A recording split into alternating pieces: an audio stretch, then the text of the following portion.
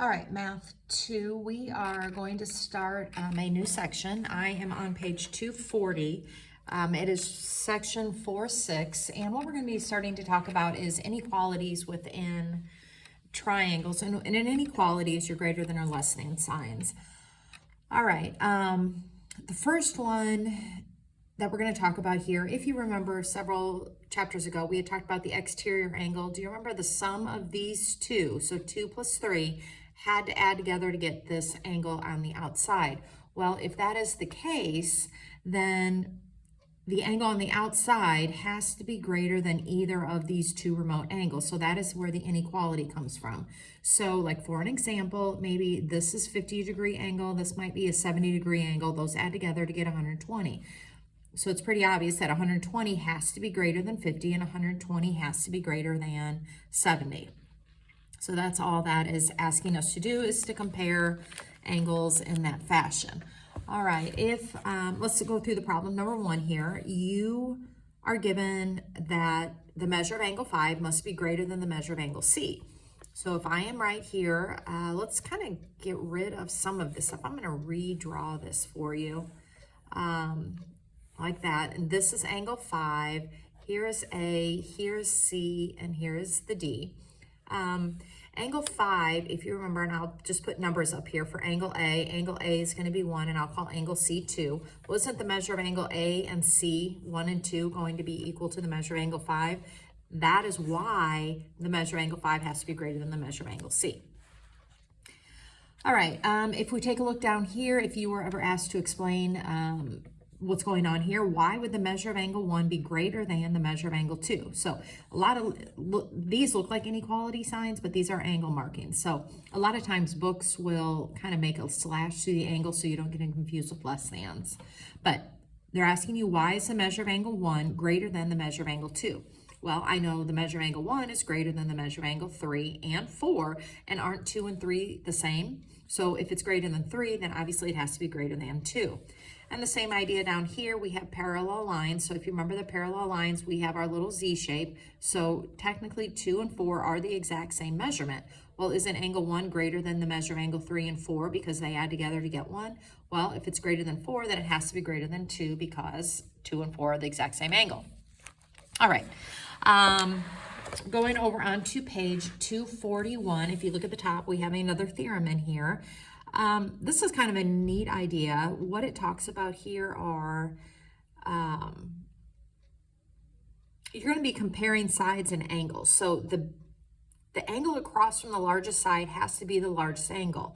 And let's just, I think the easiest part, you can read this theorem if you want, but I think showing you some examples, it's a very easy concept. This is a little confusing, but the concept itself is pretty easy. So let's go down to the practice A down here, and let's talk about this. You have 3 sides to a triangle, and what it asks you to do is to list the angles of the triangle in order from the smallest to the largest. So I'm given the sides, but it wants me to compare these angles. So very easy, and I want smallest. So what I'm going to do is look for the shortest side. Well, the shortest side right here is 2.7, which means if you think about it, it makes common sense. M is opening, so it's kind of like its arms. Its arms are reaching out, and it is only reaching to the shortest side. So obviously it doesn't have to open as much. So angle M would be the smallest angle in this triangle. Then I go to the next side. Well, the second largest side, or the second smallest, is this side, which is formed by the arms of L. So L only has to reach out a little more than this one, but it has to reach out. So angle L will be the next one, and then your largest side is 5.8, which means the angle across from, which is K, has to be the largest angle because K has to like open up the widest in order to meet those L and M. All right, so when I come down here, the same thing. The only difference is you are not given a picture down here. So if you need to, make yourself a picture. We have a triangle ABC, so A, B, C. A to B is 8, B to C is 5, and C to A is 7. So again, I'm putting them in order from smallest to largest. So the smallest side is 5. Well, what's across from 5? Angle A. So angle A must be the smallest angle. And then I go to the middle side, and what's across from it? Angle B. So angle B must be the second smallest angle. And C is the largest side, or 8 is the largest side. So angle C has to be the largest angle. All right, so it's a pretty easy concept. All you're doing is matching things up. When you come over here, let's see, what are we doing over here? Two sides, okay, exact same idea. The only difference is we are just reversing it. I'm gonna give you the angles, and then you're gonna compare the sides to it. All right, so same concept. All you're doing is matching things up. So I'm gonna go to problem number 3 in the bottom, page 242. And you are given the measure of angle S to be 24 degrees, the measure of angle O to be 130. And they're not giving us X, but I bet we can find X. So you're going to take 180 minus the 130 is 50, and then 50 minus 24 is going to give us 26 degrees. All right, so it's going to ask you which side of this triangle is the shortest side. So all I'm going to do is find the smallest angle. Well, the smallest angle is angle S, so it's not opening very far. So when I come over here, that means the side OX, which is across from S, has to be the shortest side. The shortest side is across from the smallest angle. All right, so let's practice that concept a little bit. So on the top of page 243, you have a right triangle here, and they're giving you one of the angles. So we have learned that these two angles have to also add to 90. So that's going to be a 60-degree angle. And it asks us to list the sides of the triangle in order from the shortest side to the longest. So shortest to longest, you find the smallest angle, which is V. The side across from V, which is TU, has to be the shortest side. The next smallest angle is 60. So what's across from 60? UV. So UV has to be the second shortest side, and then TV is across from the 90. So that is why the hypotenuse is always the longest side in a right triangle, because that's always the largest angle. So it's opening the widest. All right, I think you guys get that concept. It should be fairly easy. I was kind of hoping we'd be in class when we did this bottom section right here, because I would love to have seen some of your reactions. If I give you 3 pieces of something and I ask you to make a triangle of it, sometimes you just can't. If I gave you 3 pieces of yarn, 3 pieces of wood, 3 pieces of anything and said, hey, make a triangle, sometimes you just cannot make a triangle with it. Like the sides won't connect. And they're giving you that example right here. If I gave you a 6 centimeter length of something and a 2 centimeter to 2 centimeter, and you can try your hardest to make a triangle out of that, but these will not connect. So you're going to be given yes or no statements, and it will say, can you make a triangle given the 3 lengths? All right, so what they're going to do here is show you. Basically what it says is, if you add, sum is add, if you add the lengths of any 2 sides, it has to be greater than the 3rd side. So if you add any 2 numbers together, it has to be greater than the 3rd side. So if I look at this triangle, which was 2, 2, and 6, it's not even a triangle, but the numbers 2, 2, and 6. If I add 2 plus 2, is that greater than 6? Well, no, it's not, which is why I cannot make a triangle out of that. Now, if I look over here, if I were to add the 3 plus a 3, is that greater than 5? Yeah, so I can make a triangle. 3 plus 5 is obviously greater than 3, and same thing here. So you're going to run your tests. Now, they gave us 3 inequalities here, but in reality, all you have to do is add the smallest 2 sides and see if it's greater than the biggest side. Because obviously, if you take a bigger number and you add it to something, it's always going to be bigger than the 3rd one. So let's go through a few examples on the page 244. So here are your length of the sides. So again, take your 2 smallest sides, add them together. Is it greater than 9? Is 2 plus 6 greater than 9? No, it's not. So can I make a triangle? No. So the 2 smallest sides here, 4 and 6. 4 plus 6 is 10. Is 10 greater than 9? Yes. All right, and it can be equal to. It has to be greater. It's not a greater than or equal to deal. It has to be greater. So if I look here, is 2 plus 3 greater than 6? No. Is 11 plus 12 greater than 15? Yes. All right, so always take your smaller 2. All right, on the top of page 245, we have another concept with that. And what it's asking you to do is give the possible range for the third side. They're giving you 2 out of the 3, and they're asking you what is the possible length. So again, if we were in class, I would start asking you to give me random numbers, and we would kind of play around with this a little bit and see what we came up with. But since we're not, I'm going to show you the easy way. What you do is subtract these 2 numbers. So take 7 minus 4, you get 3. And then you're going to add the 2 numbers, take 4 plus 7, and you get 11, which means the third side has to be in between 3 and 11. All right, so it has to be greater than 3, not equal, because if it was equal, I'm going to take the 3. Let's pretend we're going to use it. And this wouldn't work because 3 plus 4 is not greater than 7. It's equal to 7. So I have to have a value greater than 3. So like 3.1 would work. Because that'll be 7.1.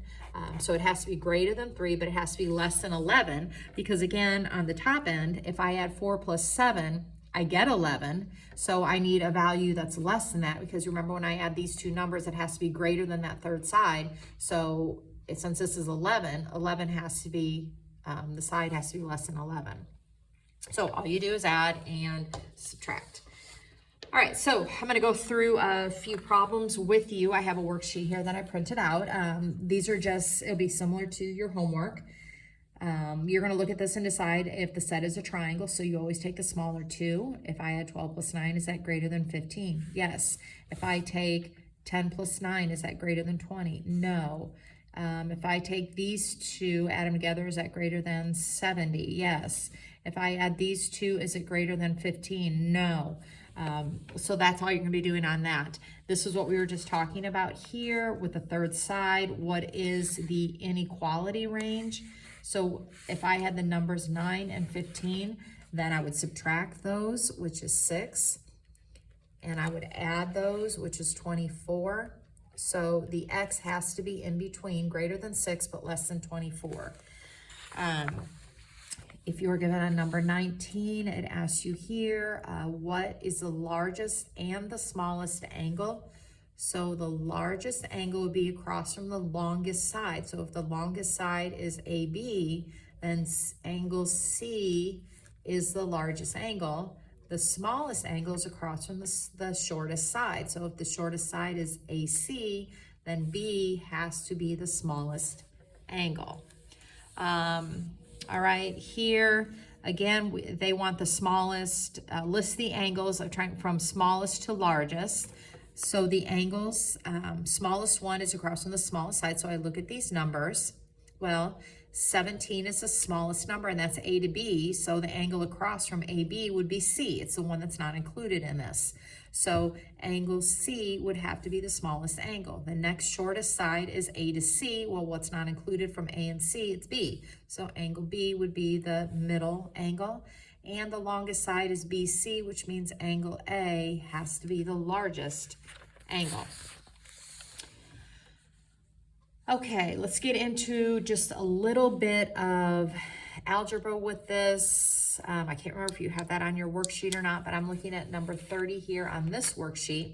And you are given the given angles, and it asks you to put the sides in order from shortest to longest. Well, before I can put the sides in order from shortest to longest, I need to know the measurement of each angle so I can do that. So I'm just going to sketch a little triangle over here, and I'll do ABC. And over here, I'm going to make an algebra problem. Since all 3 of these are angles, I know all angles add up to 180 degrees. So I'm going to go through here and combine my x terms. So I have a 9x and a minus 5, so that's 4. 4x plus 10x is 14x. Then I'm going to go here with my constants. I have a 29, I have a 93, and I have a 2. I add all those together, and I get 124. And I know when I combine all the angles together, it has to equal 180. So I'm going to solve for x. So take 180, subtract that 124, and then divide by 14, and I get x to equal 4. All right, well, if X is 4, I'm going to go replace it back in for all the measurements. So I'm going to take 9 times 4, which is 36, and I'm going to add the 29, which gives me a measure of angle A being 65. All right, then I'm going to do the same thing here. I'm going to take 93 minus 5 times 4, which is 20. So 93 minus 20 is 73. And over here, I'm going to put 4 in here and take 10 times 4, which is 40. And 40 plus 2 is 42.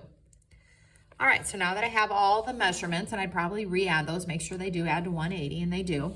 So they want us to put these in order from shortest to longest. So I find the smallest angle here, which is angle C. Well, what side is across from angle C is AB. So AB is going to be our shortest side. The next angle is the 65. Well, that's angle A, so what's across from A? BC. So BC would be the middle length. And the largest angle in this triangle is angle B at 73, and what's across from B is AC, and there are the sides in order from shortest to longest. All right, I hope that helps with your homework. It will be, I think it's Form G. It should be up in your Savvis Realize account underneath homework. If it's not there, let me know, and I will just take a picture of it and post it. But it should be there to do. Just do it on a sheet of paper and upload it to Google Classrooms. See you later.